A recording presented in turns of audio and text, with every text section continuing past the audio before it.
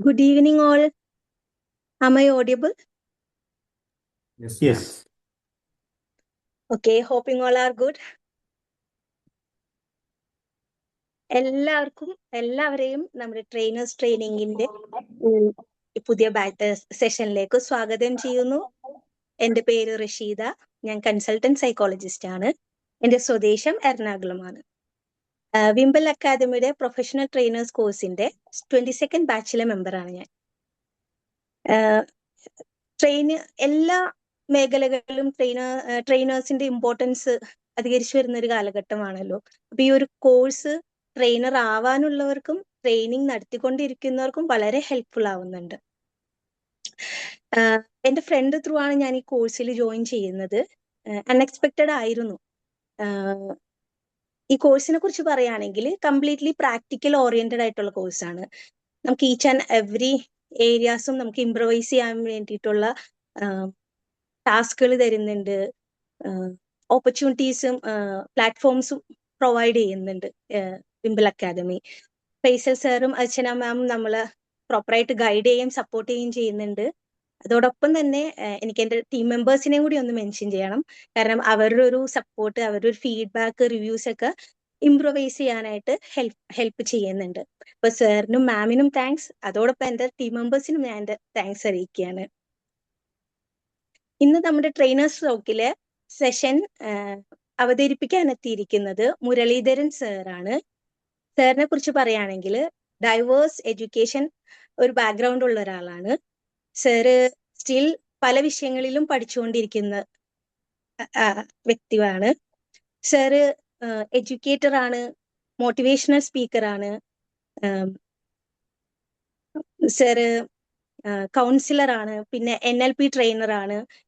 എന്നീ മേഖലകളിൽ പ്രവർത്തിച്ചുകൊണ്ടിരിക്കുന്ന വ്യക്തിയാണ്. Roots and wings understanding today's child എന്ന് പറയുന്ന ടോപ്പിക്കിനെ കുറിച്ചിട്ട് ഈ സെഷൻ അവതരിപ്പിക്കാൻ സാറിനെ ഞാൻ സ്വാഗതം ചെയ്യുകയാണ്. Thank you. Thank you, Rashida ma'am, for a nice introduction.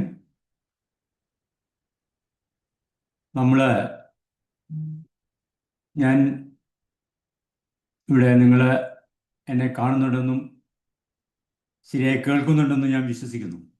Am I correct? Yes. Right. നമ്മൾ ഇന്നൊരു പാരന്റിങ് എന്നൊക്കെ പറയുന്നത് നമ്മളിപ്പോൾ കുറേ കാലമായി ഒരുപാട് ആളുകൾ ഈ ഫീൽഡിൽ പ്രവർത്തിക്കുന്നുണ്ട്. നമ്മളിൽ പലരും തന്നെ പാരന്റിങ്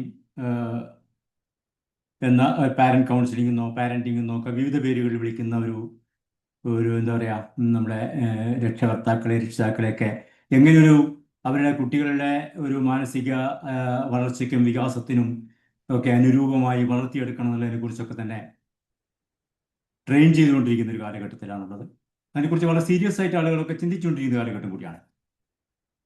പക്ഷെ കുറച്ചൊരു വ്യത്യസ്തമായി ഈ വിഷയത്തിൽ സമീപിക്കാനാണ് ഞാൻ ഇന്ന് ഉദ്ദേശിക്കുന്നത്. നമ്മൾ സമകാലികമായ കുട്ടികളെ, അല്ലെങ്കിൽ നമ്മളെ today's child, how do you deal with your today's child, എങ്ങനെ അവരെ നമുക്ക് കൈകാര്യം ചെയ്യാമെന്നുള്ളതിനെ കുറിച്ചുള്ള ഒരു അന്വേഷണമാണ്, അല്ലെങ്കിൽ നിങ്ങളുമായി ചേർന്നുകൊണ്ടുള്ള ഒരു ചർച്ചയാണ് നമ്മളിവിടെ ഉദ്ദേശിക്കുന്നത്. അപ്പോൾ അതിലേക്ക് ഒരു വഴിതെളിക്കുന്നതിന് വേണ്ടി ആദ്യമായി ഞാൻ നിങ്ങളോട് ചോദ്യം ചോദിക്കാം. ഇന്നത്തെ കുട്ടികൾ പണ്ടത്തെ നമ്മുടേതോ അല്ലെങ്കിൽ നമ്മുടെ മുമ്പിലേതോ ആയ ഒരു തലമുറയെ അപേക്ഷിച്ച് കുറച്ചുകൂടെ കൈകാര്യം ചെയ്യാൻ ബുദ്ധിമുട്ടുള്ളവരാണ് എന്ന അഭിപ്രായം നിങ്ങളിൽ എത്ര പേർക്കുണ്ട്?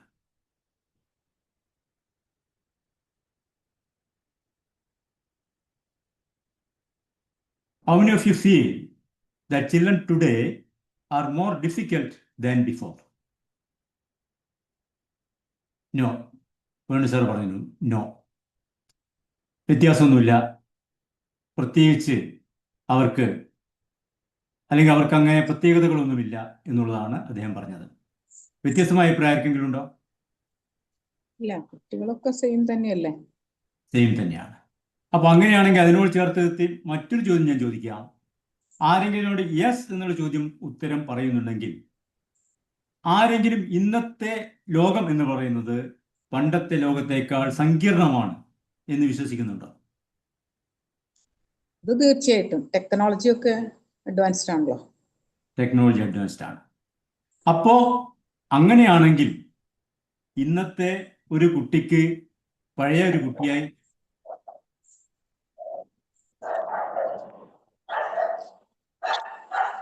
ഒന്ന് മ്യൂട്ട് ചെയ്താൽ നന്നായിരുന്നു. എല്ലാവരും പറയുന്നവരല്ലാത്തവര്. അങ്ങനെയാണെങ്കിൽ ഇന്നത്തെ കുട്ടിക്ക് പഴയ കുട്ടിയിൽ നിന്നും അതിൻ്റെതായ ഒരു വ്യത്യാസം ഉണ്ടാകേണ്ടതല്ലേ? ലോകം മാറുന്നു, സമൂഹം മാറുന്നു, തനിക്ക് ചുറ്റുമുള്ള എല്ലാ സംഗതികളും മാറുന്നു. അപ്പോൾ പഴയ നമ്മുടെ കാലത്ത് നിൽക്കുന്ന ഒരു കുട്ടിക്ക് ഇന്നത്തെ കാലത്ത് നിൽക്കുന്ന ഒരു കുട്ടിയുമായി സമരസപ്പെട്ടു പോകാൻ കഴിയുമോ? ഇതിൽ നമുക്ക് ഉടലെടുക്കുന്ന ഒരു ഉത്തരം എന്താണെന്ന് പറഞ്ഞാൽ children did not change alone. ഒരിക്കലും കുട്ടികൾ സ്വന്തമായി മാറുന്നില്ല എന്നുള്ളതാണ്. The world change first and children adapted faster than us എന്നുള്ളതാണ്. ലോകം വളരെ വളരെ വേഗത്തിൽ മാറിക്കൊണ്ടിരിക്കുന്നു, എന്നാൽ കുട്ടികൾ നമ്മളെക്കാൾ വേഗത്തിൽ അതിനോട് സമരസപ്പെട്ടുകൊണ്ടിരിക്കുന്നു. അതാണ് അവർ നമ്മളെക്കാൾ അല്പം കൂടുതൽ വേഗത്തിൽ മുന്നോട്ട് പോകുന്നു എന്നതിൻ്റെ അർത്ഥം. അപ്പോൾ അതോടൊപ്പം വേറൊരു ചോദ്യം ഞാൻ ചോദിക്കാം. When we were children what controlled us most? നമ്മളൊക്കെ കുട്ടികളായിരിക്കുന്ന അവസരത്തിൽ നമ്മെ ഏറ്റവും കൂടുതൽ നിയന്ത്രിച്ചിരുന്നത് എന്തായിരുന്നു?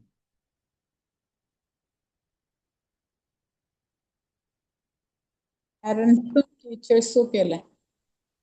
എന്തൊക്കെയായിരുന്നു? Yes, parents, teachers, parents. അല്ല, നമ്മളെ ഏറ്റവും കൂടുതൽ കൺട്രോൾ ചെയ്തിരുന്ന ഒരു ബാഹ്യ ശക്തികളോ അല്ലെങ്കിൽ ബാഹ്യമായ കാര്യങ്ങളോ എന്തായിരുന്നു? ഏതൊക്കെ വിഷയങ്ങളിലായിരുന്നു നമ്മൾ പേടിയുണ്ടായിരുന്നത്? ഒന്നാമത്തെ കാര്യം നമ്മളുടെ അതോറിറ്റി, അല്ലെ? ശാസനങ്ങൾ, നമ്മളെക്കാൾ മേലെയുള്ള ആളുകൾ എപ്പോഴും നമ്മളെ കൺട്രോൾ ചെയ്തുകൊണ്ടിരിക്കുന്ന ഒരു അവസ്ഥ നമുക്കുണ്ടായിരുന്നു, അല്ലെ? അതോറിറ്റി ഉണ്ടായിരുന്നു. കാര്യങ്ങളെക്കുറിച്ച് അവബോധം കുറവുണ്ടായിരുന്നു. നിരന്തരമായി ഒബീഡിയൻസ് അല്ലെങ്കിൽ ഡിസിപ്ലിൻ നമ്മളിൽ അടിച്ചേൽപ്പിക്കപ്പെട്ടുകൊണ്ടിരുന്നു. അപ്പോൾ ഇത്തരം കാര്യങ്ങളൊക്കെ തന്നെയും നമ്മൾ നിയന്ത്രിച്ചുകൊണ്ടിരുന്ന ഘടകങ്ങളായിരുന്നു. ഇന്നത്തെ കുട്ടികളെ എന്തൊക്കെയാണ് നിയന്ത്രിക്കുന്നത്? ഇന്നത്തെ കുട്ടികൾ അഭിമുഖീകരിച്ചുകൊണ്ടിരിക്കുന്ന അവരെ ബാഹ്യമായി അവരിൽ സമ്മർദ്ദം ചെലുത്തുകയോ അവരെ ഇൻഫ്ലുവൻസ് ചെയ്യുകയോ ചെയ്യുന്ന ഘടകങ്ങൾ എന്തൊക്കെയാണ്? Multimedia. Yes, social media. It means informations, അല്ലെ? Informations and screens. ചോയ്സ്, നമ്മളെക്കാൾ കൂടുതൽ തിരഞ്ഞെടുപ്പുകൾക്ക് അവസരങ്ങളുണ്ട് അവർക്ക്.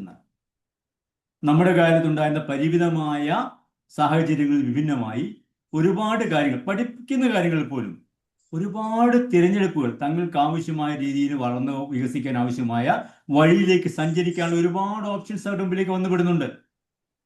നമ്മളൊരു കാലത്ത് ഒരാൾ വിദേശത്ത് പോയി പഠിക്കാൻ പോകുക പറഞ്ഞാൽ അത് മഹാസംഭവ.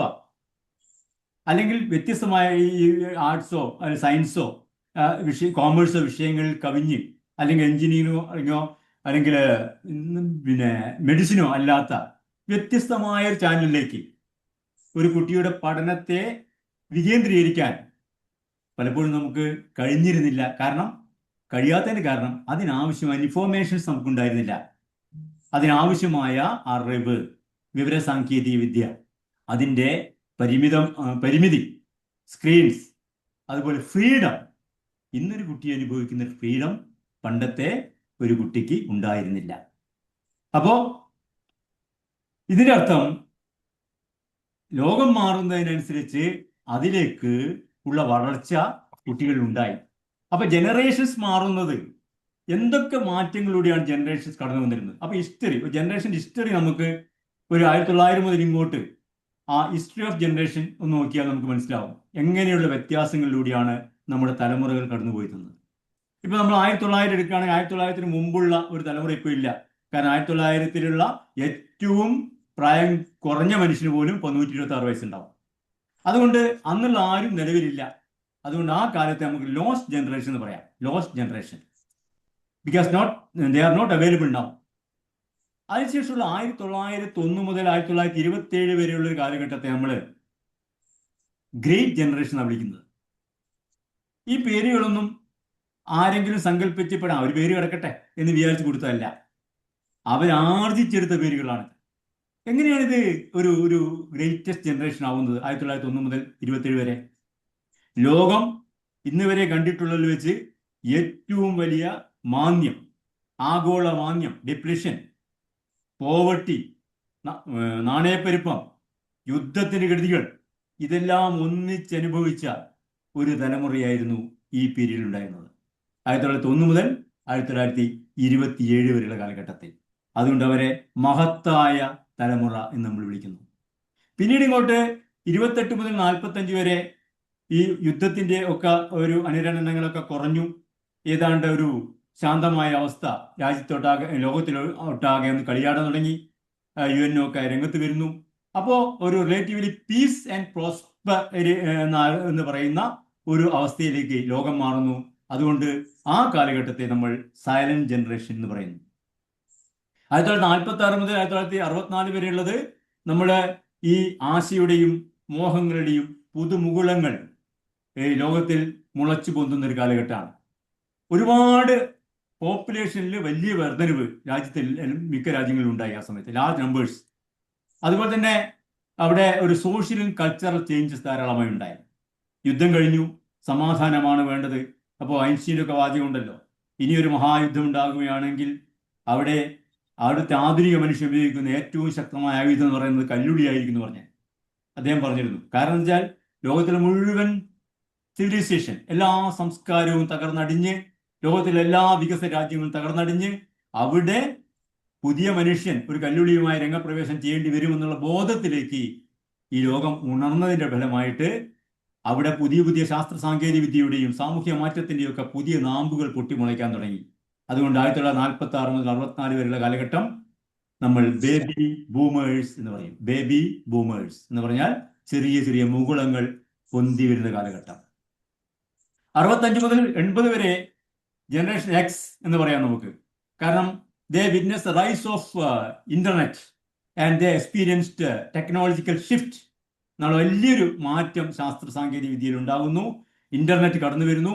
1965 മുതൽ 80 വരെയുള്ള ഈ കാലഘട്ടത്തെ ജനറേഷൻ എക്സ് എന്ന് നമ്മൾ വിളിക്കുന്നു.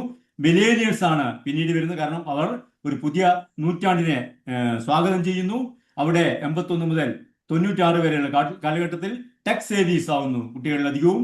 അതുപോലെ തന്നെ they are very much associated with digital age. അപ്പോൾ സാങ്കേതിക വിദ്യയുടേതായ യുഗം പിറവി ഉണ്ടാകുന്നു. കൂടുതൽ കൂടുതൽ ആളുകൾ സാങ്കേതിക വൈദഗ്ധ്യമുള്ളവരാകുന്നു. അതിൽ നിന്നും മാറിയാണ് നമ്മൾ 97 മുതൽ 2012 വരെ ഇപ്പൊ നമ്മളൊക്കെ വളരെ കാര്യമായി പറഞ്ഞുകൊണ്ടിരിക്കുന്ന ജെൻസി എന്ന് പറയുന്ന അവസ്ഥയിലേക്ക് വരുന്നത്. ഇവരെ സംബന്ധിച്ചിടത്തോളം ഇവരെ ജെൻസി, ഡിജിറ്റൽ നാറ്റീവ്സ് എന്ന് പറയാം നമ്മൾ.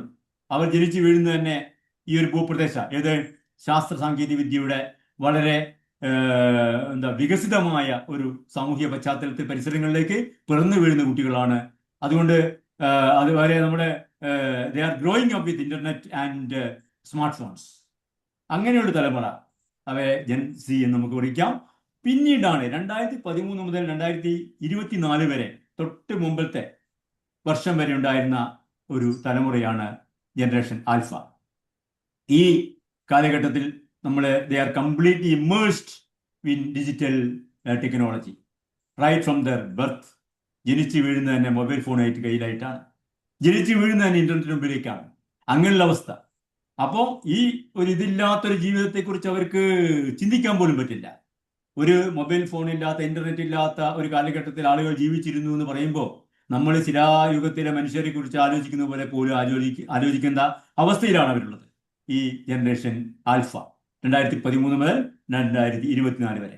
ജനറേഷൻ ബീറ്റ എന്ന് പറയുന്നതാണ് 2025 തൊട്ട് മുമ്പിലത്തെ വർഷം മുതൽ ഏതാണ്ട് 2039 വരെ നീണ്ടു നിൽക്കാവുന്ന ഒരു കാലഘട്ടം. ഈ കാലഘട്ടത്തിലെ കുട്ടികൾ they are growing up with advanced technology and smart homes as standard aspects of daily life. Smart ഫോണിന്റെയും സ്മാർട്ട് വാച്ചിന്റെയും സ്ഥാനത്ത് സ്മാർട്ട് ഹോംസ് കടന്നു വരുന്നു. സ്മാർട്ട് ഹോംസ് എന്ന് പറഞ്ഞാൽ എന്താണ് സ്മാർട്ട് ഹോംസ് എന്ന് പറഞ്ഞാൽ ടെക് ഇന്റഗ്രേറ്റഡ് ഫാമിലീസ് ആണ്. എന്ന് പറഞ്ഞാൽ they feels like an extension of the household. ഈ ടെക്നോളജിക്കലായിട്ടുള്ള ഒരു അവസ്ഥ എന്ന് പറയുന്നത് സ്മാർട്ട് ഫോൺ സൂക്ഷിക്കുന്ന പോലെ, സ്മാർട്ട് വാച്ച് നമ്മൾ കിട്ടുന്ന പോലെ സ്മാർട്ട് ഹോം മൊത്തം ഇത് മുഴുവൻ പാരന്റിങ് വിൽ ഗോ ഡിജിറ്റൽ പാരന്റിങ്ങിൽ സംഭവിക്കാൻ പോകും അവിടെ. എന്ന് പറഞ്ഞാൽ AI tools will help you to keep track your health records. അതുപോലെ നിങ്ങളുടെ സ്ക്രീൻ ടൈംസ് AI ടൂൾസ് നിയന്ത്രിക്കും. ഇപ്പൊ നിങ്ങൾ 10 മണിയായ കുട്ടിയോട് പറയില്ലേ, മോനെ ഫോൺ താഴത്ത് വെക്കൂ, കിടന്നുറങ്ങുന്നു പറയണ്ടേ, ഇനി അത് വേണ്ടി വരില്ല. അത് വന്നു കഴിഞ്ഞാൽ സ്മാർട്ട് ഫോൺസ് വരുമ്പോൾ നിങ്ങൾക്ക് 10 മണിയോ 11 മണിയോ ആകുമ്പോൾ അവിടെയുള്ള എല്ലാ മൊബൈൽ ഫോണും ജാമാവും, പിന്നെ ആർക്കും യൂസ് ചെയ്യാൻ പറ്റില്ല. അപ്പൊ തികച്ചും AI ഇന്റഗ്രേറ്റഡ് ആയിട്ടുള്ള AI ഉപയുക്തമായിട്ടുള്ള ഒരു ഭവന സംവിധാനം അല്ലെങ്കിൽ പാരന്റിങ് സംവിധാനത്തിലേക്ക് നമ്മൾ മാറും. അത്തരം ഒരു പാരന്റിങ്ങിലേക്ക് എത്തുന്നതിനെ കുറിച്ചുള്ള ഒരു ഇൻട്രൊഡക്ഷൻ എന്ന രൂപത്തിലാണ് നമ്മൾ ഇന്നത്തെ ക്ലാസ് കൊണ്ടുപോകാൻ ഉദ്ദേശിക്കുന്നത്. ആരെങ്കിലും എന്തെങ്കിലും പറയാൻ ശ്രമിച്ചോ? ഈ ഒരു ബാക്ക്ഡ്രോപ്പിൽ നിന്നുകൊണ്ടാണ് നമ്മളിപ്പോ ഈ ഒരു ക്ലാസ്സിലേക്ക് കാണാൻ ശ്രമിക്കുന്നത്. അപ്പോ ഇന്നത്തെ കുട്ടികളുടെ ഒരു പ്രത്യേകത എന്തൊക്കെയാണ്? നിങ്ങൾ കണ്ടിട്ടുള്ള സ്ക്രീൻ അല്ലെ സ്മാർട്ട് ഫോൺ കൂടുതലായി ഉപയോഗിക്കുന്നു അല്ല ഞാൻ ഉദ്ദേശിക്കുന്നത്. അവരുടെ മൊത്തം ഒരു സ്വഭാവ സവിശേഷതകളിൽ നിങ്ങൾ കണ്ടെത്തുന്ന ഒരു പ്രത്യേകത എന്തൊക്കെയാണ്? വളരെ അഡ്വാൻസ്ഡ് ആണ് അവര്, ടെക്നിക്കൽ ആയിട്ട് മാത്രമല്ല അതെ, എല്ലാ നമ്മൾ പറഞ്ഞു ദേ ആർ മോർ ഇൻഫോംഡ് അല്ലേ? They are more informed. Yes, അവർക്ക് ഒരുപാട് അറിവുകൾ, ജ്ഞാനം. Then what else? അവർക്ക് അവരുടേതായ സ്വന്തം അഭിപ്രായങ്ങളുണ്ട്. ഉണ്ട്. ചെറിയ യെസ് കുട്ടിയായാലും യെസ് പോലും യെസ്. അവർ ക്വസ്റ്റ്യനിങ് ആണ്. They are questioning.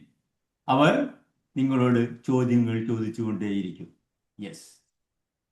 പണ്ടത്തെ തലമുറയെ അപേക്ഷിച്ച് വേറെ എന്തെങ്കിലും തോന്നിയോ? They are emotionally sensitive. They are emotionally sensitive and they are fast thinking. നിങ്ങളൊരു മൊബൈൽ ഫോൺ ഉപയോഗിക്കുന്ന വേഗതയും ഇപ്പോഴത്തെ ഒരു കുട്ടി ഉപയോഗിക്കുന്ന വേഗതയും, അല്ലെങ്കിൽ നിങ്ങൾ അതുപോലുള്ള ടെക്നോളജിക്കലായ എന്തെങ്കിലും ഒരു കാര്യം ചെയ്യുന്നതിൻ്റെ റിസൾട്ടും മറ്റേ കുട്ടികൾ ചെയ്യുന്ന റിസൾട്ടും നിങ്ങൾക്ക് നോക്കുകയാണെങ്കിൽ നിങ്ങൾക്കത് പെട്ടെന്ന് ഊഹിക്കാൻ പറ്റും. പക്ഷെ ഇതിൽ നിന്ന് നമ്മൾ മനസ്സിലാക്കേണ്ട കാര്യം, ദേ ആർ മോർ ഇൻഫോംഡ് എന്ന് പറഞ്ഞാൽ അതിൻ്റെ അർത്ഥം ലെസ് ഒബീഡിയൻ്റ് എന്നല്ല. ആ രൂപത്തിൽ നാം കാണാൻ പാടില്ല. അതുപോലെ ദേ ആർ ഇമോഷണലി സെൻസിറ്റീവ് എന്ന് നമ്മൾ പറയുമ്പോൾ it does not mean that they are emotionally weak. അവർ ഇമോഷണലി സെൻസിറ്റീവ് ആണെന്ന് പറയുമ്പോൾ ഇമോഷണലി വീക്ക് ആണ് എന്ന അർത്ഥത്തിൽ നമ്മൾ എടുക്കാൻ പാടില്ല. അവർ ക്വസ്റ്റ്യനിങ്, അവർ എല്ലാ കാര്യങ്ങളും അറിയാനും അതിൻ്റെ ആരായാനും ശ്രമിക്കുന്നു എന്ന് പറയുമ്പോൾ അവർ ഡിസ്റെസ്പെക്ട്ഫുൾ ആണ് എന്ന് നമ്മൾ കരുതാൻ പാടില്ല. അതുപോലെ അവർ ഫാസ്റ്റ് തിങ്കിങ് ആണ്. അവർ വേഗം കാര്യങ്ങൾ ചെയ്ത് കിട്ടാൻ ആഗ്രഹിക്കുന്നവരാണ്, റിസൾട്ട് ഓറിയന്റഡ് ആണ്, പെട്ടെന്ന് റിസൾട്ടിലേക്ക് എത്തിപ്പെടാൻ ആഗ്രഹിക്കുന്നു എന്ന് പറയുമ്പോൾ അവർ ഇംപേഷ്യൻ്റ് ആണ് എന്നും നമ്മൾ കണക്കാക്കാൻ പാടില്ല. അപ്പൊ ഇങ്ങനെയൊരു മാനസികാവസ്ഥയിൽ നിന്നുകൊണ്ട് വേണം നമുക്ക് പുതിയ കാലത്തെ കുട്ടിയെ അഭിസംബോധന ചെയ്യാൻ. From that backdrop we have to എന്താ പറയുക, ഈ ഒരു കുട്ടിയെ നമ്മൾ എങ്ങനെയാണോ ഇൻട്രൊഡ്യൂസ് ചെയ്യുകയും അല്ലെങ്കിൽ അവൻ എങ്ങനെയാണോ നമ്മൾ ഫേസ് ചെയ്യുകയും ചെയ്യുന്നുള്ളത്, നമ്മൾ ആ രൂപത്തിലുള്ള ഒരു പാരന്റിങ്ങിലേക്കാണ് പുതിയ കാലഘട്ടം നമ്മോട് ആവശ്യപ്പെടുന്നത്. അപ്പോ പണ്ടും ഇപ്പോഴും നമുക്ക് സാധാരണഗതിയിൽ റെസ്പോൺസിലുള്ള വ്യത്യാസങ്ങൾ നമുക്ക് പറയാൻ പറ്റും അല്ലേ? നമ്മൾ മുമ്പാണെങ്കിൽ ഡോണ്ട് ആസ്ക്, ചോദിക്കരുത്, അത് ചോദിക്കേണ്ടതില്ല എന്ന് ചോദിച്ചു കഴിഞ്ഞാൽ ഇപ്പൊ നമുക്ക് വൈ എന്നുള്ള ഉത്തരം ചിലപ്പോൾ പ്രതീക്ഷിക്കാം അല്ലേ? പണ്ട് നമുക്കൊരു ഫിയർ ബേസ്ഡ് ഡിസിപ്ലിൻ ഉണ്ടായിരുന്നു. പെട്ടെന്ന് കാണുമ്പോൾ മുട്ടടിക്കുക അല്ലേ? അധ്യാപകനെ കാണുമ്പോൾ മുണ്ടെടുക്കുന്ന, മുണ്ടടിച്ചിരുന്ന് പെട്ടെന്ന് എങ്ങനെ നിൽക്കുന്നു. അവർ ഫിയർ ബേസ്ഡ് ഡിസിപ്ലിൻ, പേടി കൊണ്ടാ അധികവും അച്ചടക്കം. ഇന്നത്തത് ഇമോഷൻ ബേസ്ഡ് റിയാക്ഷൻസ് ആണ്. അവർ നിങ്ങളുമായി സംവദിക്കുന്നത് വൈകാരികമായിട്ടാണ്, അല്ലാതെ പേടിയിലല്ല. അതുപോലെ പഴയ കാലത്ത് ലെസ് സ്റ്റിമുലേഷൻ, ആവശ്യമായൊരു പ്രചോദനങ്ങൾ പലപ്പോഴും കിട്ടിയിരുന്നില്ല.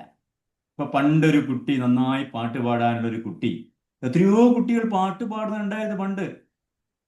ഇന്ന് പാട്ടിന്റെ ഒരു അരികിൽ കൂടെ എവിടെയും പോയാൽ അവന് ഒരുപാട് അവസരങ്ങളായി, പ്ലാറ്റ്ഫോമായി, അവന് എന്താ പറയുക, ഒരുപാട് നമ്മുടെ റിയൽ ഇതില്ലേ നമ്മുടെ ചാനലുകളിലൊക്കെ അങ്ങനെ ഒരുപാട് അവസരങ്ങൾ കുട്ടികൾക്ക് വരുന്നു. അപ്പൊ പ്രകടിപ്പിക്കാൻ ആവശ്യമായ കഴിവുണ്ടാവുന്നു. ഓവറായിട്ട് കുട്ടികൾക്ക് സ്റ്റിമുലേറ്റ് ചെയ്യപ്പെടുന്നുണ്ട് നൗ. പിന്നെയോ പണ്ടൊക്കെ നമുക്ക് ഒരു കമ്മ്യൂണിറ്റി പാരന്റിങ് ഉണ്ടായിരുന്നു. കാരണം നമ്മുടെ അധിക ഭവനങ്ങളും ഒരു ജോയിന്റ് സ്റ്റോക്ക് ഫാമിലീസ് ആയിരുന്നു. അവിടെ അച്ഛനുണ്ടാവും, അമ്മയുടെ അമ്മയുടെ അമ്മയുടെ അമ്മയുടെ അച്ഛനുണ്ടാവും. ഇവരെല്ലാം കൂടെ ചേർന്നിട്ടുള്ള അതുപോലെ സമൂഹവും ഒരു കുട്ടിയെ എങ്ങനെ നോക്കണം എന്നുള്ളത് മൊത്തം സമൂഹത്തിന്റെ ഉത്തരവാദിത്തമായിട്ട് കണക്കാക്കിയിട്ടുള്ള ഒരു അവസ്ഥ ഉണ്ടായിരുന്നു. ഒരു കമ്മ്യൂണിറ്റി പാരന്റിങ്. ഇപ്പോൾ ഒരു ഐസൊലേറ്റഡ് പാരന്റിങ് ആണ്. ഒന്ന് കുടുംബ പശ്ചാത്തലത്തിൽ ഒരു വ്യത്യാസം വന്നു. കാരണം ഇവിടെ നമ്മളുടെ ഇതുണ്ടല്ലോ, അണുകുടുംബങ്ങൾ വന്നു, ന്യൂക്ലിയർ ഫാമിലീസ്, അച്ഛനും അമ്മയും മാത്രം ഉള്ള ഒരു കുടുംബം. അവിടെ കൂടുതൽ ആൾക്കാർ ഉപദേശിക്കാനില്ല. കുട്ടികളുടെ മറ്റുള്ളവരുടെ കാര്യങ്ങളിൽ കൂടുതൽ ഇടപെടാത്ത ഒരു സമൂഹം. അപ്പോൾ ഒരു പണ്ടത്തെ കമ്മ്യൂണിറ്റി പാരന്റിങ്ങിൽ മാറി ഒരു ഐസൊലേറ്റഡ് പാരന്റിങ് ആണ് ഇന്ന് കുട്ടികൾ അനുഭവിക്കുന്നത്.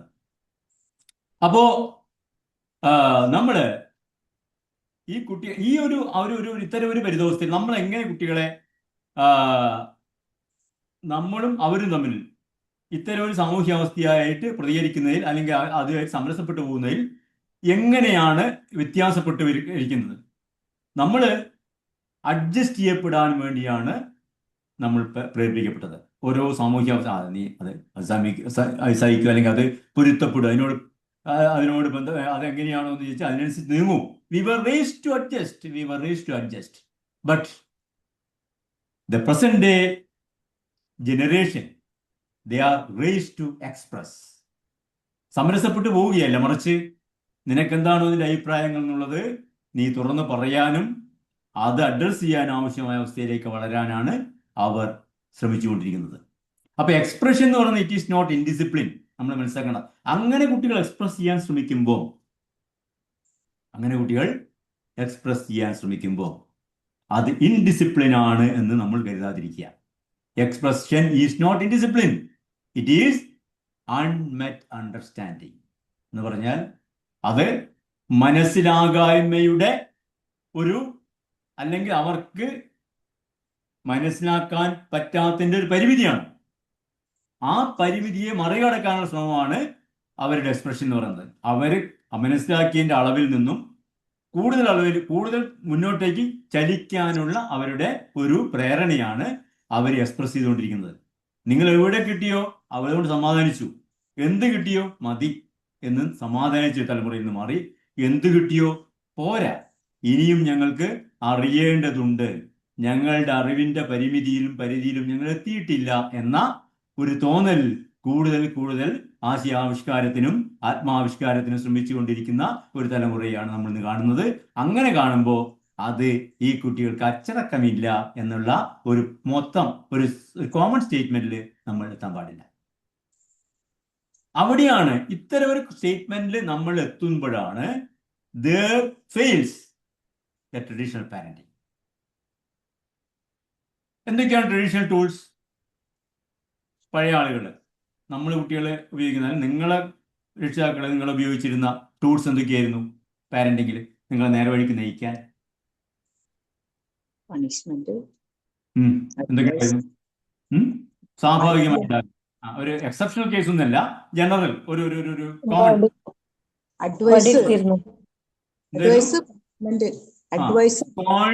സ്കോൾഡിങ് എന്നുള്ള പ്രധാനപ്പെട്ട ഒരു ആയുധമായിരുന്നു അല്ലേ? ചീത്ത പറയുന്നത് അല്ലേ?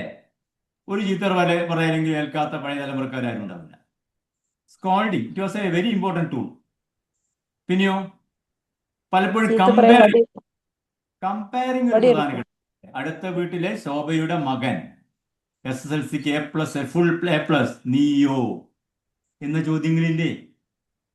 കമ്പയറിംഗ് ഉണ്ട്, ത്രട്ടണിങ്, നീ ഇന്ന കാര്യം ചെയ്തില്ലെങ്കിൽ അല്ലേ പല ഭൂതത്തെയും പ്രേതത്തെയും പിശാചിനെയും ഒക്കെ പറഞ്ഞ് പേടിപ്പിക്കുക, അല്ലെങ്കിൽ നാട്ടിലെ വലിയ ചട്ടമ്പിയുടെ പേര് പറഞ്ഞ് പേടിപ്പിക്കുക, അങ്ങനെ ത്രട്ടൺ ചെയ്തുകൊണ്ടേയിരിക്കുക. പിന്നെയോ പോരാത്തതിന് ലെക്ചറിങ്, സാരോപദേശങ്ങൾ സ്ഥിരമായി കൊടുത്തുകൊണ്ടേയിരിക്കുക. ഇതൊക്കെയായിരുന്നു ട്രഡീഷണൽ ടൂൾ എന്ന് പറയുന്നത്. അതേ ട്രഡീഷണൽ ടൂൾ നിങ്ങൾ ഇന്ന് ഉപയോഗിക്കുകയാണെങ്കിൽ എന്ത് സംഭവിക്കും? What will be the impact? സ്കിപ്പ് ചെയ്യും. Yes, there may be a shutdown. Shutdown എന്ന് പറഞ്ഞാൽ അവർ പിന്നെ വായി തുറക്കില്ല നിങ്ങളോട്. They will keep silence. മിണ്ടില്ല, പറഞ്ഞുകൊണ്ട് കാര്യമില്ലെന്ന് തോന്നും. അതൊരു വശം. മറ്റൊന്ന് എന്താണ്? റബല്യൻ. അവർ കലഹിക്കാൻ തുടങ്ങും, അല്ലേ? പിന്നെ അവരിൽ എന്തുണ്ടാകാം?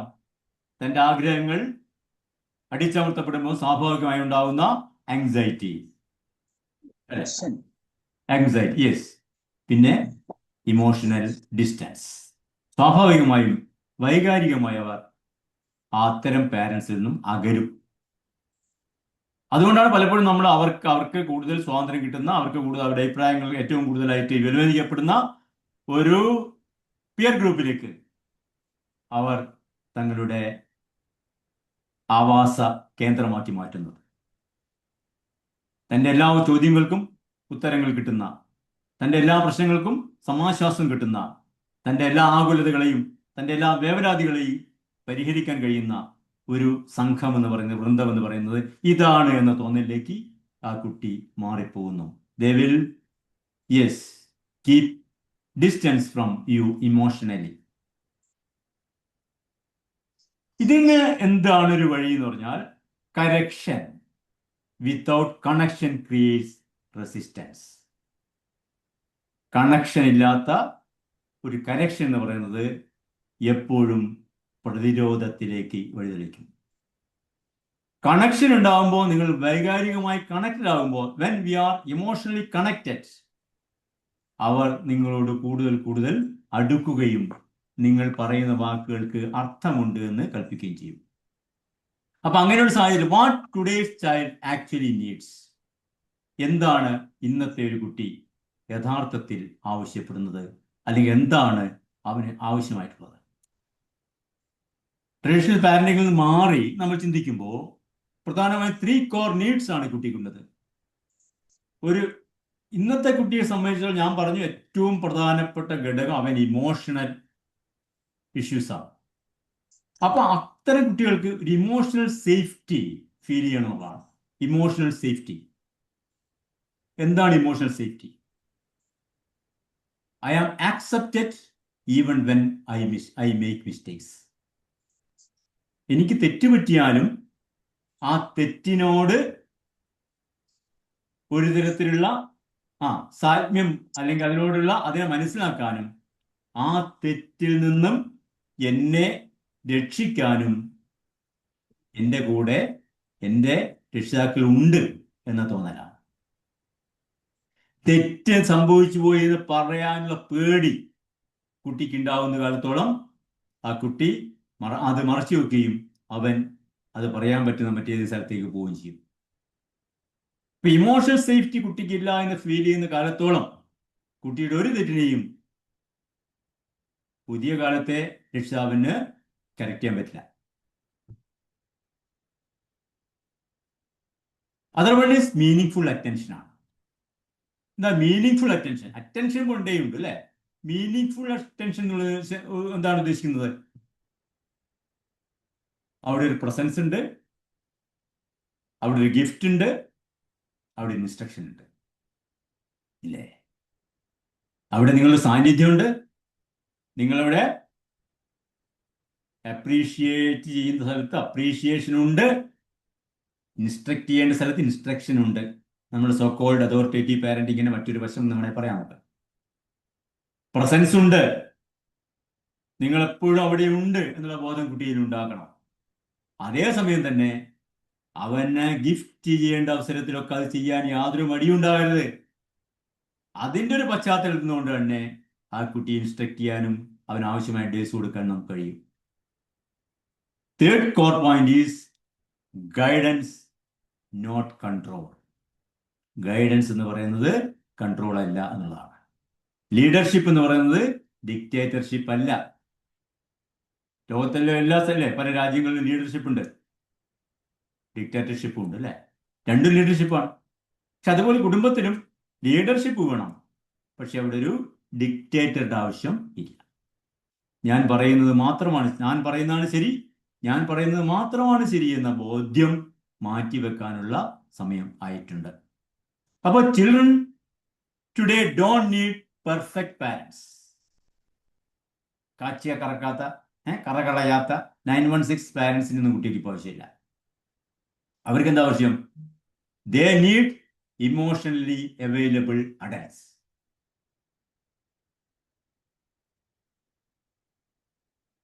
ഇമോഷണലി അവൈലബിൾ അഡൽട്സ്, തന്നോടൊപ്പം തൻ്റെ വിഷയങ്ങൾ അഡ്രസ് ചെയ്യാൻ പറ്റുന്ന, തൻ്റെ വൈകാരികമായ അവസ്ഥയോട് താതാത്മ്യം പ്രാപിക്കാൻ കഴിയുന്ന, അതിനെ അഡ്രസ് ചെയ്യാൻ പറ്റുന്ന, അതിനെ അഭിസംബോധന ചെയ്യാൻ പറ്റുന്ന, അതിനുള്ള പരിഹാരങ്ങൾ നിർദ്ദേശിക്കാൻ പറ്റുകയോ അല്ലെങ്കിൽ എനിക്ക് ആ വിഷയത്തിൽ ഒരു അസിസ്റ്റ് ചെയ്യാൻ പറ്റുകയോ ചെയ്യുന്ന ഒരു പരിപൂർണനായ ഒരു മനുഷ്യനെയാണ് അവർക്ക് ആവശ്യം.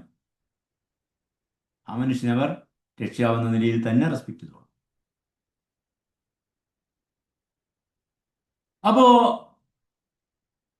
കുറെ കാര്യങ്ങൾ റീപ്ലേസ് ചെയ്യാൻ പറ്റും പഴയതിൽ നിന്നും. സ്റ്റോപ്പ് ക്രൈം എന്ന് നമ്മൾ പറയുന്നിരുന്നു മുമ്പ്. സ്റ്റോപ്പ് ക്രൈം എന്ന് പറയുന്ന സ്ഥലത്ത് നീ ഇതിനെ കരയുന്നതെന്ന് ചോദിച്ചാൽ അവന്റെ ഇമോഷനെ നമ്മൾ എന്ത് ചെയ്തു? ആ ഇമോഷനെ നമ്മൾ സ്റ്റാമ്പ് ചെയ്ത് കഴിഞ്ഞു. അപ്പൊ സ്റ്റോപ്പ് ക്രൈം വേണ്ട എന്ന് പറയാം. I see you are upset, നിനക്കെന്തോ വിഷമമുണ്ടെന്ന് എനിക്ക് തോന്നുന്നല്ലോ എന്ന് പറയാം, അല്ലേ? ഞാൻ നിന്നോട് പറഞ്ഞ എന്തുകൊണ്ടെന്നാൽ എന്ന് പറയേണ്ട ആവശ്യമില്ല. ബിക്കോസ് ഐ സെഡ് സോ എന്ന് പറയേണ്ടതില്ല. Let me explain.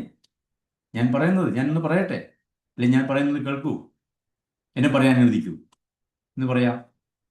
താഴ്ന്നു പോവില്ല. എന്നിട്ട് നമ്മൾ what is wrong with you, പലപ്പോഴും നമ്മൾ പണ്ടേയുള്ള ഒരു ട്രഡീഷണൽ ആയിട്ടുള്ള സ്റ്റേറ്റ്മെന്റ് അല്ലേ? What is wrong with you, എന്താ എൻ്റെ കുഴപ്പം, എന്താ എൻ്റെ പ്രശ്നം? റോങ് ചോദിക്കേണ്ടിയില്ലല്ലോ, റോങ് പറയേണ്ടിയില്ലല്ലോ. റോങ് ആണ് നമ്മൾ മുൻകൂട്ടി അങ്ങോട്ട് കണക്കാക്കില്ലേ. വാട്ട് ഹാപ്പൻ ടു യു, നിനക്ക് എന്താണ് സംഭവിച്ചതെന്ന് ചോദിക്കാം. It means language decides relationship. ബന്ധങ്ങളെ ഊട്ടിയുറപ്പിക്കുന്നതിൽ ഭാഷയ്ക്ക് ഒരു വലിയ പങ്കുണ്ട്. ഭാഷ മാറുമ്പോൾ അർത്ഥങ്ങൾ വല്ലാതെ മാറും എന്ന് നമുക്കറിയാം, അല്ലേ? മുമ്പ് ഇങ്ങനെ പറഞ്ഞില്ലേ, ഈ ഒരു സ്ട്രെസ് കൊടുക്കുന്ന സ്ഥലത്ത് നീ അത് ചെയ്യരുതായിരുന്നു എന്നുള്ള വാചകം, നീ അത് ചെയ്യരുതായിരുന്നു പറയുന്നു. അപ്പോൾ ആര് ചെയ്താലും നീ ചെയ്യാൻ പാടില്ലായിരുന്നു, നീ അത് ചെയ്യരുതായിരുന്നു എന്ന് പറഞ്ഞാൽ വേറെ എന്തും ചെയ്യാമായിരുന്നു, പക്ഷെ നീ അത് ചെയ്തത് മാത്രം ശരിയായില്ല. നീ അത് ചെയ്യരുതായിരുന്നു എന്ന് പറയുമ്പോൾ നിനക്ക് പറയാമായിരുന്നു, പക്ഷെ നീ അത് ചെയ്യരുതായിരുന്നു. നീ അത് എന്നോട് ചെയ്യരുതാന്ന് പറയുന്നതാണ് ശരിയായി. മറ്റാരോടും നിനക്ക് ചെയ്യാമായിരുന്നു, പക്ഷെ എന്നോട് എനിക്ക് ചെയ്യരുതായിരുന്നു. ഇതൊറ്റ വാചകമാണിത്, ഒരൊറ്റ വാചകം. പക്ഷെ അവിടെ നിങ്ങൾ സ്ട്രെസ് കൊടുക്കുന്നതനുസരിച്ച് അതിൻ്റെ അർത്ഥം മൊത്തത്തിൽ അങ്ങോട്ട് മാറുന്നുണ്ട്. അപ്പം ഭാഷ എന്ന് പറയുന്നത് നമ്മുടെ ബന്ധങ്ങളെ രൂപപ്പെടുത്തുന്നതിൽ വളരെ വലിയ ഒരു സ്ഥാനം വഹിക്കുന്നുണ്ട്. Language decide relationship. അപ്പൊ നമുക്കിപ്പോ ഈ ഒരു ആധുനിക ഒരു ടൂൾസ്, സ്പെസിഫിക് പാരന്റിങ് ടൂൾസ് എന്ന് പറഞ്ഞാൽ ഈ ഒരു കാലഘട്ടത്തിൽ നമുക്ക് ഉപയോഗിക്കാൻ പറ്റുന്ന ടൂൾസ് എന്താ എന്നുള്ളതിനെ കുറിച്ച് ഒരു ടൂൾസ് എന്ന് പറഞ്ഞാൽ അതെ, ഒരു ആൽഫയിലും ബീറ്റയിലും ജെൻസിയിലും ഒക്കെ ഉള്ള ഒരു തലമുറയെ നമുക്ക് ഏതൊക്കെ പ്രത്യേക ടൂൾസ് ഉപയോഗിച്ച് അവരെ ഡീൽ ചെയ്യാം എന്നുള്ളതിനെ കുറിച്ചുള്ള ഒരു ചെറിയ കാര്യമാണ് നമ്മളിവിടെ ചർച്ച ചെയ്യാൻ പോകുന്നത്. അതിൽ ഏറ്റവും പ്രധാനപ്പെട്ട പോസ് ആണ്. പോസ് എന്ന് പറഞ്ഞാൽ പ്രധാനപ്പെട്ട മറ്റെല്ലാ ബന്ധങ്ങളും നമുക്ക് ഉപയോഗിക്കാൻ പറ്റുന്നതാണ്. ഒരു ആക്ഷനും അതിൻ്റെ റിയാക്ഷനും തമ്മിൽ ഇടയ്ക്കുള്ള ഒരു ചെറിയ 3 സെക്കൻഡ്, അതാണ് പോസ്. ആദ്യം ലെറ്റ് മീ അണ്ടർസ്റ്റാൻഡ് ഫസ്റ്റ്. കാര്യങ്ങൾ എന്താണെന്ന് ഞാനൊന്ന് മനസ്സിലാക്കട്ടെ. ആ മനസ്സിലാക്കാനുള്ള ഒരു സമയം എല്ലാ വിഷയങ്ങളും നമ്മൾ കണ്ടെത്താനുള്ളതാണ്. അതിനുശേഷം പ്രതികരിക്കുക. അതുപോലെ ഇമോഷൻ നെയിമിംഗ് ടൂൾസ്. അപ്പോൾ ഇമോഷൻസിനെ നെയിം ചെയ്യാതിരിക്കുക. നേരത്തെ ഞാൻ പറഞ്ഞ പോലെ stop crying, what is wrong with U. ഓരോ ഇമോഷൻ നാം പേരിട്ടുകൊണ്ട് അഡ്രസ് ചെയ്യാതിരിക്കാൻ ശ്രമിക്കുക. ഇമോഷൻ നെയിമിങ് അതിൻ്റെ ആവശ്യമില്ല എന്നുള്ളതാണ്. You seem frustrated, what happen to you എന്നൊക്കെയുള്ള പുതിയ ഭാഷകളിലേക്ക് അതിനെ പരിവർത്തിപ്പിക്കുക. അതുപോലെ തന്നെ ചോയ്സ് ബേസ്ഡ് ഡിസിപ്ലിൻ അത് നമുക്ക് കൊണ്ടുവരാൻ പറ്റും. ഈ ഡിസിപ്ലിൻ അടിച്ചേൽപ്പിക്കുന്ന പരം ഡു ഹോംവർക്ക് നൗ. പണ്ടത്തെ ഡിസിപ്ലിനേറിയൻ ആയിട്ടുള്ള കെഷ്യാവിൻ്റെ ഭാഷയാണ് അല്ലേ. ഡു ഹോംവർക്ക് നൗ, ഹോംവർക്ക് ഇപ്പോൾ ചെയ്തിടണം, അത് ചെയ്യാതെ അങ്ങോട്ടും ഇങ്ങോട്ടും അനങ്ങാൻ പാടില്ല എന്നുള്ളതാണ്. അവിടെ നമ്മൾ ചോയ്സ് ബേസ്ഡ് ആയിട്ടുള്ള ഒരു ഡിസിപ്ലിൻ ഇൻട്രൊഡ്യൂസ് ചെയ്യാം. Homework before snack or after snacks, homework before film or after film അല്ലേ. അവൻ്റെ ഒരു താല്പര്യത്തിന് മുൻതൂക്കം കൊടുത്തിട്ട് നമ്മൾ ഇപ്പോൾ ആ സീരിയൽ കാണുന്നതിന് മുമ്പാണോ ഹോംവർക്ക് ചെയ്യാൻ പോകുന്നത്, അല്ലെങ്കിൽ അതിന് ശേഷമോ, അല്ലെ ഭക്ഷണം കഴിക്കുന്നതിന് മുമ്പാണോ അല്ലെങ്കിൽ അതിന് ശേഷമോ. അവിടെ ഒരു ഓപ്ഷൻ, ഹോംവർക്ക് ഈസ് കമ്പൽസറി, പക്ഷേ ആ സമയം ചൂസ് ചെയ്യാനുള്ളൊരു ഒരു അവസരം ഈ കുട്ടി കൊടുക്കുകയാണ് ചെയ്യുന്നത് അല്ലേ. അപ്പോൾ ദേ ക്രേവ് ഓട്ടോണമി നോട്ട് അതോറിറ്റി, അതാണ്. അപ്പോൾ ഇവിടെ ഓട്ടോണമി കുട്ടിക്കാം, അവസരം തിരഞ്ഞെടുക്കാനുള്ള ഒരു സ്വാതന്ത്ര്യം അവനുണ്ട്. മറ്റേത് അതോറിറ്റിയാണ്, നീ ഇപ്പോൾ ചെയ്യണം എന്ന് പറയുന്നത് അതോറിറ്റിയാണ്. ആ അതോറിറ്റി കുട്ടികൾ ഡ്രൈവ് ചെയ്യുന്നില്ല ഇപ്പോഴത്തെ.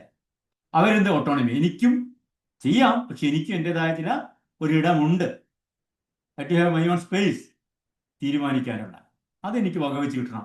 അവിടെയാണ് നീ ഇപ്പം ചെയ്യുന്നാൽ കുറച്ച് കഴിഞ്ഞിട്ട് ഭക്ഷണം കഴിച്ച് കഴിയുന്നു എന്നുള്ള ഒരു ചോയ്സ് കുട്ടിയിലേക്ക് കൊടുക്കുക എന്ന് പറയുന്നത്. അപ്പോൾ അതുപോലെ screen smart contract,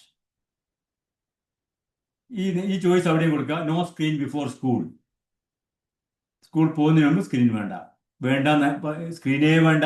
mobile phone അടച്ച് പൂട്ടി താക്കോല് അലമാരി വെച്ച് പൂട്ടി വെക്കലല്ല. Because screens are tools not toys എന്ന് കുട്ടികളെ പഠിപ്പിക്കണം. സ്ക്രീൻസ് എന്നുള്ള ടൂൾസ് ആണ്, നിങ്ങൾക്ക് വളരാനും വികസിക്കാനും ശാസ്ത്ര സാങ്കേതിക വിദ്യയുടെ പുതിയ മേഖലകളോട് സമരസപ്പെട്ടു പോകാനൊക്കെ അത്യാവശ്യമാണത്. അത് ടൂൾസ് ആയിട്ട് ഉപയോഗിക്കണം, ടോയ്സ് ആയിട്ട് ഉപയോഗിക്കേണ്ടതല്ല എന്ന ബോധ്യം കുട്ടികൾ ഉണ്ടാക്കുക. പിന്നെ മൈക്രോ കണക്ഷൻ ടൂൾ എന്ന് പറയാം.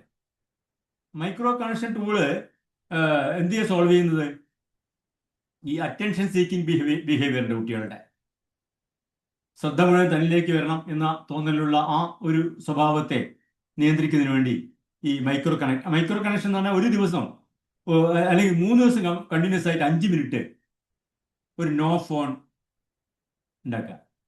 5 മിനിറ്റ് ആരും, അത് ഒരാൾ മാത്രമേ, കുടുംബത്തിന് ആരും ആ ഫോണ് തൊടണ്ട എന്ന് പറയുന്നത്. അല്ലെങ്കിൽ ഒരു നിങ്ങളുടെ ലഞ്ച് ടൈമിൽ, അല്ലെങ്കിൽ നിങ്ങളുടെ ഈ എന്താ പറയുക ഭക്ഷണം കഴിക്കുന്ന ഡിന്നർ ടൈമിൽ, അല്ലെങ്കിൽ തൊട്ട് മുമ്പുള്ള 5 മിനിറ്റ്, ഇങ്ങനെയൊക്കെയുള്ള ഏതെങ്കിലും ഒരു നോ സ്ക്രീൻ ടൈം വെക്കുക.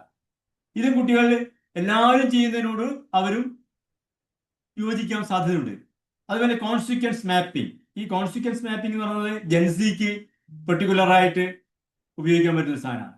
കാരണം അവർ ഈ ജെൻസിയിലാണ് ഏറ്റവും കൂടുതൽ റിസ്കി ചോയ്സസ് ഏറ്റവും കൂടുതൽ എടുക്കുന്ന ഒരു തലമുറ എന്ന് വേണമെങ്കിൽ പറയാം.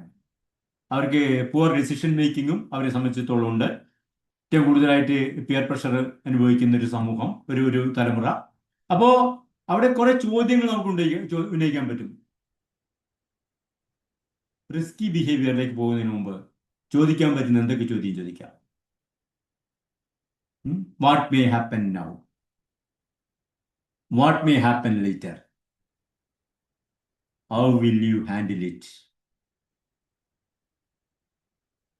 ഇവിടെ നമ്മൾ ലെക്ചർ ചെയ്യേണ്ട ആവശ്യമില്ല. There is no need of lecturing. ഇവിടെ എന്ത് മതി? We have to guide thinking. അവരുടെ ആ കോഗ്നേറ്റീവ് പ്രോസസ്സിൽ നമ്മളൊരു ഗൈഡ് ആയി നിൽക്കുക മാത്രമേ ചെയ്യുള്ളൂ. ഒരു വഴി കാണിച്ചു കൊടുക്കുക. ഇപ്പോൾ എന്ത് സംഭവിക്കുന്നു, ഇത് ചെയ്താൽ അല്ലെങ്കിൽ പെർട്ടിക്കുലർ ആക്ടിവിറ്റിയിലേക്ക് പോവുകയാണെങ്കിൽ എന്ത് സംഭവിക്കും, അങ്ങനെ സംഭവിച്ചു കഴിഞ്ഞാൽ അത് നീ എങ്ങനെ കൈകാര്യം ചെയ്യും. ഈ ഒരു ബോധ്യം കുട്ടിക്കില്ലാത്തതുകൊണ്ടാണ് പലപ്പോഴും അതിലേക്ക് പോകുന്നത്. അപ്പൊ ആ ബോധ്യത്തിലേക്ക് അവനെ ഉയർത്തിക്കൊണ്ടുവരാനുള്ള ശ്രമങ്ങളാണ് നമ്മൾ ചെയ്യുന്നത്.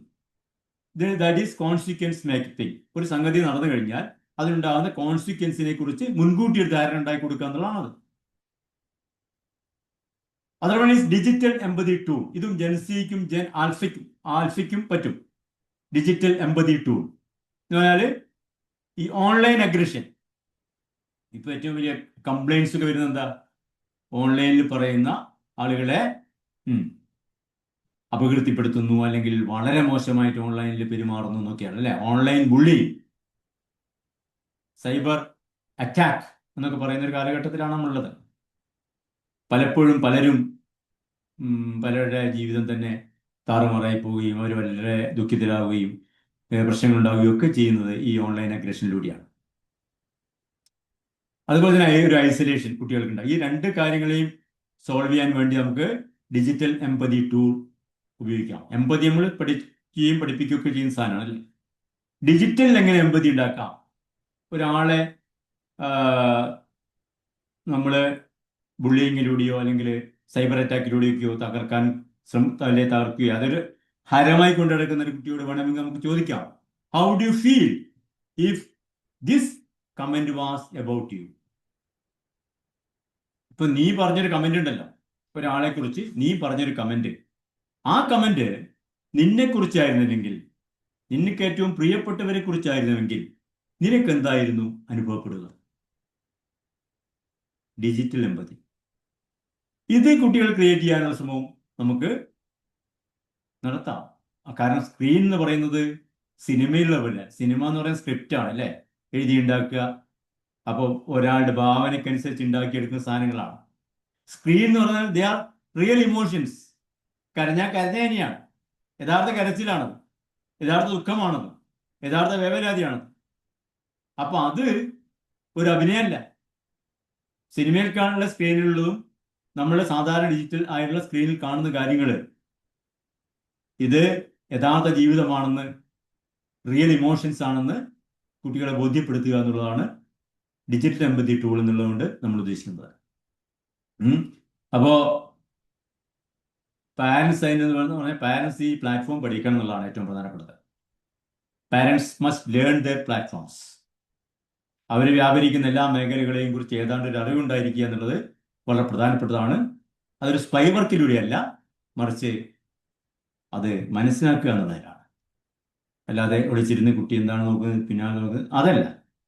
അവൻ്റെ കൂടെ അറിവോടുകൂടി കാര്യങ്ങളെക്കുറിച്ച് തികഞ്ഞ അവബോധം ഉണ്ടാക്കിയെടുക്കുക എന്നുള്ളതാണ് ഒരു പ്രധാനപ്പെട്ട ഉത്തരവാദിത്തം. അതുപോലെ മറ്റൊന്നാണ് മോഡൽ ഫസ്റ്റ് ടൂൾ. അത് എല്ലാ ജനറേഷനിലും നമുക്ക് ഉപയോഗിക്കാൻ പറ്റുന്നതാണ്. അത് ഒരു ഹിപ്പോക്രസി ഗ്യാപ്പ് ഉണ്ടല്ലോ. അവരത്ര ഉള്ളില്ല, നമ്മൾ കേമാണ്, അല്ലെ അത്തലമുറ ഈ തലമുറയാണ് ഭേദം എന്നൊക്കെയുള്ള. അപ്പോ പഠിപ്പിക്കുന്ന കാര്യത്തിരിക്കാം നമ്മൾ. Don't teach what you don't practice. നിങ്ങളുടെ ജീവിതത്തിൽ വീട്ടിൽ ഭയങ്കര വെറുപ്പ്, സാധനങ്ങൾ തച്ചുടയ്ക്കുന്നു, അത് എല്ലാവരോടും വളരെ കലുഷിതമായി പെരുമാറുന്നു, കുട്ടിയോട് ശാന്തമായിരിക്കാൻ പറയുക. അങ്ങനെ നടക്കുമോ? കാരണം അവര് നിങ്ങളുടെ റോൾ മോഡലാണ്, നിങ്ങളാണ് role model. They imitate you. So if you want to calm child, you have to be calm. കുട്ടി കാം ആവണമെന്നുണ്ടെങ്കിൽ നിങ്ങൾ ആദ്യം അത് കാണിച്ചു കൊടുക്കണം. മനസ്സിലായി? മറ്റൊന്ന് പേർപ്പസ് ക്വസ്റ്റ്യൻസ് ടൂളാണ്. പർപ്പസ് ക്വസ്റ്റ്യൻ എന്ന് പറഞ്ഞാൽ ഈ ജീവിതത്തിന്റെ നിരർത്ഥകത, മീനിങ്ലെസ്നെസ്. ഇപ്പോൾ മറ്റേ ആധുനിക സമൂഹത്തെയൊക്കെ വേട്ടയാടിക്കൊണ്ടിരിക്കുന്ന വലിയൊരു ചോദ്യമാണല്ലോ, എന്തിനു ജീവിക്കുന്നു? ജീവിതത്തിന്റെ അന്തസ്സാര ശൂന്യത, നിരർത്ഥകത, മീനിങ്ലെസ്നെസ്, അതുപോലെ ആങ്സൈറ്റി. ഇതിനെയൊക്കെ സോൾവ് ചെയ്യാൻ ആവശ്യമായ കാര്യങ്ങൾ ഒരാഴ്ചയിൽ എല്ലാ ആഴ്ചയും വേണമെങ്കിൽ ക്വസ്റ്റ്യൻ പോലെ ചോദിക്കാം. ഈ ആഴ്ച what excited you this week? ഈ ആഴ്ച നിങ്ങൾ ഏറ്റവും കൂടുതൽ എന്താ പറയുക ആവേശഭരിതനാക്കിയോ, അല്ലെങ്കിൽ നിങ്ങൾ ഏറ്റവും കൂടുതൽ എന്താ പറയുക നീ കൂടുതൽ നിന്റെ ടെൻഷൻ ഉണ്ടാക്കുകയോ ചെയ്ത ഒരു ഘടകം എന്തായിരുന്നു? What drained you this week? ഈ ആഴ്ചയിൽ നിന്നെ ഏറ്റവും കൂടുതൽ നിന്റെ ആത്മവീര്യം മുഴുവൻ ചോർത്തിക്കളഞ്ഞ സംഭവം എന്തായിരുന്നു? ഒരു തുറന്ന ചർച്ചയാണ്. What you want to improve? ഈ ഒരു അവസ്ഥയിൽ നിന്നും മുന്നോട്ട് പോകാൻ അല്ലെങ്കിൽ മെച്ചപ്പെടുത്താൻ നിനക്കെന്താണ് ആവശ്യം? ഈ 3 ചോദ്യങ്ങൾ നമുക്ക് ഓരോ ആഴ്ചയിലും വേണമെങ്കിൽ കുട്ടികളെ വിളിച്ചിരുത്തി വളരെ സൗഹൃദ മനോഭാവത്തോടെ അവൻ ഏറ്റവും അടുത്ത ഒരു സുഹൃത്ത് ചോദിക്കുന്നത് പോലെ നമുക്ക് ചോദിക്കാം. Purpose question two. മറ്റൊന്നാണ് ഫെയിലിയർ നോർമലൈസേഷൻ ടൂൾ. എല്ലാ ഫെയിലിയേഴ്സിനെയും നോർമലൈസ് ചെയ്യുക. ഇത് it has to be used to solve failure and perfectionism. Perfectionism എന്ന് പറഞ്ഞാൽ ഭയങ്കര പ്രശ്നമാണ്. ഏറ്റവും ഔട്ട്സ്റ്റാൻഡിംഗ് ആയിട്ട് സംഗതി ഉണ്ടാക്കിയാൽ മാത്രമേ ഞാൻ പെർഫെക്റ്റ് ആവും തോന്നിക്കഴിഞ്ഞാൽ അത് നമ്മുടെ പെർഫോമൻസിനെ വല്ലാതെ ബാധിക്കും. അപ്പോൾ ഫെയിലിയർ, ഇപ്പം എഡിസൺ പറഞ്ഞ കാര്യമുണ്ടല്ലോ, ഞാൻ 1000 തവണ എൻ്റെ ഓരോ പരീക്ഷണത്തിലും പരാജയപ്പെട്ടപ്പോഴും ഞാനൊരു കാര്യം കണ്ടെത്തി, ഒരു സംഗതി പരാജയപ്പെടാൻ ഇന്ന കാരണങ്ങളുണ്ട് എന്നുള്ളത്. അപ്പൊ തോൽവിയിൽ ഒരു പോസിറ്റീവായ സ്ഥാനം, ഒരു സംഗതി പരാജയപ്പെടാൻ കാരണം ഇന്നതാണ് എന്ന് ഞാൻ കണ്ടുപിടിച്ചു. പരാജയത്തിന്റെ റിസൾട്ട് അതായിരുന്നു ഒരു പോസിറ്റീവായുള്ള ഔട്ട്കം. ഇത് കുട്ടികളെ പഠിപ്പിക്കാൻ നമുക്ക് ശ്രമിച്ചാൽ മതി. ഷെയർ, നമ്മളെ ഫെയിലിയർ അവരെ ഷെയർ ചെയ്യുക. അവരൊക്കെ ഞാനോ, നീ വിചാരിച്ച് ഞാൻ പെർഫെക്റ്റ് ആയിട്ട് ഇങ്ങനെ എല്ലാ കടമ്പയും ഇങ്ങനെ ചാടിക്കടന്ന് വന്നോ? എൻ്റെ ജീവിതത്തിൻ്റെ ഇത്ര കാര്യങ്ങൾ ഞാൻ എത്ര അനുഭവിച്ചു, എത്ര ബുദ്ധിമുട്ടി, അയ്യോ ഞാൻ അവിടെ തോറ്റി, നല്ല വിഷമിച്ച്, ബുദ്ധിമുട്ടി, പരാജയപ്പെട്ട്, ഞാൻ അതിനെ ടാക്കിൾ ചെയ്തില്ലേ എന്നൊക്കെ പറയുമ്പോൾ അതൊരു ഫെയിലിയർ നോർമലൈസേഷൻ ആവും. മറ്റാർക്കും സംഭവിക്കാത്ത ഒന്ന് എൻ്റെ ജീവിതത്തിൽ എനിക്ക് മാത്രം സംഭവിച്ചു പോയല്ലോ എന്ന ഒരു വ്യഥ കുട്ടിക്ക് ഉണ്ടാകുമ്പോൾ അതിനെ നമ്മളങ്ങ് ന്യൂട്രലൈസ് ചെയ്തില്ല. ഞാൻ ഇതൊക്കെ എനിക്കെത്ര ഉണ്ടായിരുന്നു, നിനക്കിപ്പോൾ ഇതൊക്കെ ഫെയിലിയറാണ് അല്ലേ? അപ്പോ വൈ ഡിഡ് യു ഫെയിൽ എന്നുള്ളൊരു ചോദ്യത്തെ നമ്മളൊന്ന് റീപ്ലേസ് ചെയ്യാം. What did this teach you? Edison പറഞ്ഞ പോലെ ഈ ഫെയിലിയർ നിന്നെ എന്താണ് പഠിപ്പിച്ചത്? നീ എന്താ തോറ്റത് എന്ന് ചോദിക്കുന്നതിന് പകരം നീ തോറ്റത് നിന്ന് എന്താണ് നീ മനസ്സിലാക്കിയത്? അതിങ്ങനെ ചെയ്യേണ്ടത്, അങ്ങനെ ചെയ്യേണ്ടത്, ശരി, റൈറ്റ്, ഇനി അത് ഒക്കെ കറക്റ്റ് ചെയ്ത് മുന്നോട്ട് പോയിക്കോളൂ അല്ലേ? അപ്പോൾ ഈ രീതിയിൽ ഫെയിലിയർ നോർമലൈസേഷൻ ടൂൾ ഉപയോഗിക്കാം. അതുപോലെ ക്വിക്ക് ജനറേഷൻ സ്നാപ്ഷോട്ടുകൾ ഉപയോഗിക്കാം. ഓരോ തലമുറയ്ക്കും ഞാൻ നേരത്തെ പറഞ്ഞ പോലെ അവർക്ക് യോജിച്ച രൂപത്തിലുള്ള ടൂൾസ് നമുക്ക് ഉപയോഗിച്ച് മുന്നോട്ട് കൊണ്ടുപോകാം. നമ്മുടെ സമയം പരിധിയിലെത്തുകയാണ്, ഞാനിവിടെ നിന്ന് ചുരുക്കുകയാണ്. അപ്പോൾ ഈ ഒരവസ്ഥയിൽ നമ്മൾ ഈ ട്രഡീഷണൽ ആയിട്ട് നമ്മുടെ പാരന്റിങ്ങിന്റെ സ്റ്റൈലിലൊക്കെ ഒരുപാട് വ്യത്യാസങ്ങൾ വരുത്തേണ്ടുന്ന ഒരു കാലഘട്ടത്തിലൂടെയാണ് നമ്മൾ മുന്നോട്ട് പോയിക്കൊണ്ടിരിക്കുന്നത്. അതൊന്ന് സൂചിപ്പിക്കാൻ ആണ് ഞാൻ ഈ സമയം ചിലവഴിച്ചത്. കാരണം എവറി ജനറേഷൻ ഓഫ് പാരൻസ്, ഓരോ ജനറേഷനും നമ്മളോട് പറഞ്ഞുകൊണ്ടിരിക്കുന്ന കാര്യം എന്താണെന്ന് വെച്ചാൽ മറ്റേ പഴയ തലമുറയെക്കുറിച്ച് കുറ്റങ്ങളാണ്. അപ്പോൾ പക്ഷേ നമ്മൾ മനസ്സിലാക്കേണ്ട ഒരു കാര്യം, ഓരോ ജനറേഷനും നമ്മുടെ സമൂഹത്തെ മുന്നോട്ട് നയിച്ചവരാണ്. എല്ലാ കുറ്റങ്ങളും കുറവുകളും ഉണ്ടെന്ന് നമ്മൾ പറയുമ്പോഴും ഓരോ തലമുറയും തന്നെയാണ് നമ്മുടെ സമൂഹത്തെ മുന്നോട്ട് നയിച്ച് ഇവിടെ എത്തിച്ചത്.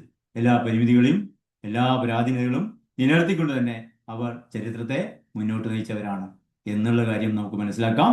അപ്പോൾ നമ്മളിതുപോലെ തന്നെ എന്തുകൊണ്ട് കുട്ടികൾ ലിസൺ ചെയ്യുന്നില്ല എന്ന് ചോദിക്കാതിരിക്കുക. അവർക്ക് എന്തുകൊണ്ട് അവരുടെ മനസ്സിലാകായ്മയുടെ പരിമിതി അല്ലെങ്കിൽ പരിധി ഏതായിരുന്നു എന്നാണ് നമ്മൾ അന്വേഷിക്കേണ്ടത്. ഇത്രയും ആണ് ഞാൻ നിങ്ങളോട് ഈ ഒരു വിഷയവുമായി ബന്ധപ്പെട്ട് സംസാരിക്കാൻ ആഗ്രഹിക്കുന്നത്.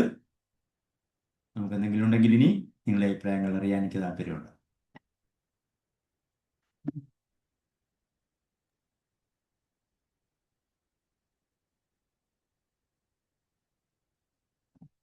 ഈ ഒരു വിഷയത്തിനോടനുബന്ധിച്ച് ആർക്കെങ്കിലും എന്തെങ്കിലും ഒരു എക്സ്പീരിയൻസോ അല്ലെങ്കിൽ ആഡ് ഓൺ ചെയ്യാനോ ഉണ്ടെങ്കിൽ എല്ലാം ചെയ്യാം.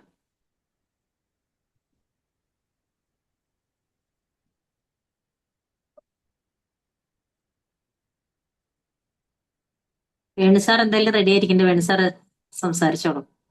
ഓക്കെ, മുരളീജി, ഓ സർ, കൊള്ളാം. ഈ ടോപ്പിക് ഇസ് റിലവന്റ്. മിക്കവരും താങ്ക് യു സർ. ചിന്തിക്കാത്ത ഒരു കാര്യം ഞാൻ പറയാം. ഞാൻ അമേരിക്കയിൽ നിന്നാണ് സംസാരിക്കുന്നത്. ശരിക്കുള്ള റൂട്ട് കാസ്, ഞാൻ മെഡിക്കൽ ഡോക്ടറാണ്. ആദ്യം സിംറ്റം, രോഗലക്ഷണത്തിനല്ല ട്രീറ്റ് ചെയ്യേണ്ടത്, രോഗത്തിന്റെ മൂല കാരണമാണ്.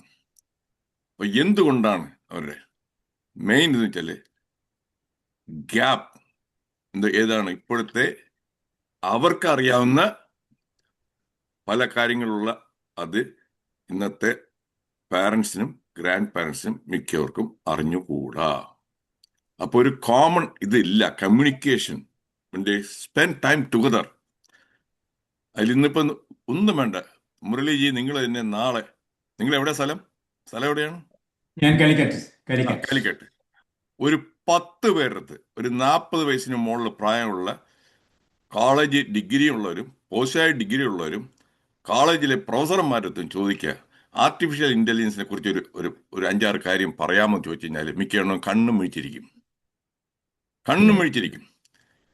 എന്തുകൊണ്ടാണ്? ഇവരൊന്നിട്ട് അറിയാൻ യാതൊരു താല്പര്യവും ഇൻട്രസ്റ്റും ഇല്ല. ഇറ്റ് ഈസ് നോട്ട് ദാറ്റ് അവർക്ക് അറിയാൻ എളുപ്പമാണ് ഇന്നത്തെ കാലത്ത്, പക്ഷെ they are least interested in updating their own ആ നോളജും അവർ ഇഗ്നറൻസ്. അപ്പോൾ പിള്ളേർ അതുകൊണ്ട് ദേ wouldn't want to spend time. സംസാരിക്കാനായിട്ട് കോമൺ ആയിട്ടില്ല. അപ്പോൾ ഒരു റിലേഷൻഷിപ്പ് ശരിക്കും സ്ട്രോങ് ആയിട്ട് ബിൽഡ് ചെയ്യാൻ പറ്റുന്നില്ല. So that is the main factor ഞാൻ കാണുന്നത് ഇന്നത്തെ കാലത്ത്. അതല്ലാതെ വേറെ കുറെ കാണുമായിരിക്കാം, പക്ഷേ ദിസ് ഈസ്, ഇപ്പം ഞാൻ തന്നെ, എൻ്റെ മകനുണ്ട്, ഞാൻ ഈ AI കുറിച്ചൊക്കെ റെഗുലറായിട്ട് വായിച്ച് കീപ് മൈസെൽഫ് അപ്ഡേറ്റഡ്. അതാണ് he feels comfortable in talking with me. ഞാൻ ചില ചോദിക്കാനായിട്ടൊക്കെ. അതേപോലെ ഇന്നത്തെ പിള്ളേരാണ് ചില സ്പോർട്സിന്റെ, അപ്പൊ അത്യാവശ്യത്തിന് കുറേയൊക്കെ അറിഞ്ഞിരിക്കണം. അത് എസ്പെഷ്യലി നമ്മുടെ നാട്ടിലാണെങ്കിൽ ക്രിക്കറ്റാണ്. അപ്പൊ കുറച്ചൊന്നും അറിഞ്ഞില്ലെന്നുണ്ടെങ്കിൽ then out. So these are the main reasons. അപ്പൊ നേരത്തെ ഞാൻ പറഞ്ഞു, കുട്ടികളല്ല ചേഞ്ച്, ഈ parents are refusing to change. Problem എവിടെന്ന് അറിയാം, കുട്ടികളിലല്ല, പാരന്റ്സിനെയാണ് നമ്മൾ ഇത് ഏറ്റത്. അവരെ മടിയന്മാരായിട്ടുള്ള പാരന്റ്സ്, അവരുടെ പ്രയോറിറ്റി എല്ലാം ടോട്ടലി ഡിഫറെന്റ്. ആ ഏരിയ ഫിക്സ് ചെയ്താൽ എല്ലാം ശരിയാവും. ഇത്രയും മാത്രമേ ഞാൻ പറഞ്ഞു. ചില വേറെയും ഒരു 4-5 പേരുണ്ട്. So I'm leaving the time for others to share their thoughts. Thank you. Thank you, sir. Thank you.